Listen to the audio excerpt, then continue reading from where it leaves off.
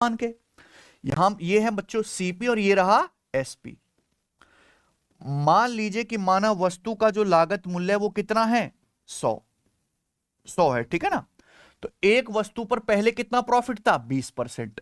अगर 100% पे 20% प्रॉफिट होगा तो वस्तु बिकेगी कितने में 120 में बिकेगी।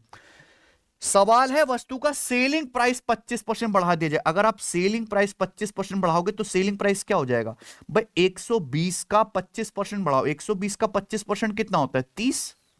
120 का 1/4 30। अगर आप 120 को 30 बढ़ाओगे तो अब सेलिंग प्राइस कितना हो गया 150। अब सेलिंग प्राइस 150 है लेकिन अब प्रॉफिट बढ़कर क्या हो गया 30%। यानी कि 150 रुपए में अब आप वस्तु को बेच रहे हो। 150 रुपए में बेचने पर आपको कितना प्रॉफिट होता है 30% का प्रॉफिट हो रहा है कि नहीं। तो क्या आप वस्तु का नया कॉस्ट प्राइस नहीं निकाल सकते। निकाल सकते हो ना। आप वस्तु को 150 रुपए में बेचते हो और आपको 30 रुपए का प्रॉफिट होता है। सीपी होता है 100%।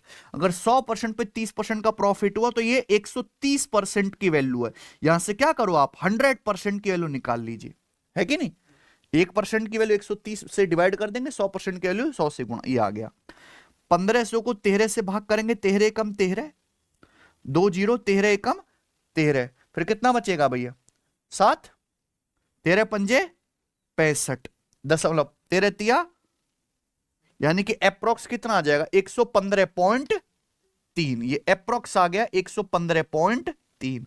अब आप खुद बताओ सवाल में क्या पूछा है वस्तु के लागत मूल्य में कितने क्रय मूल्य में कितने % की वृद्धि होगी। वस्तु का सीपी पहले कितना था 100, बढ़ के कितना हो गया 115.3।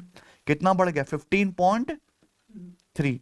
अब एक बात आप मुझे बताइए 100 में जो भी चेंज आएगा सीधा परसेंटेज में आएगा। यानी कि वस्तु का कॉस्ट प्राइस कितना बढ़ गया लगभग 15.3%। आसान सवाल।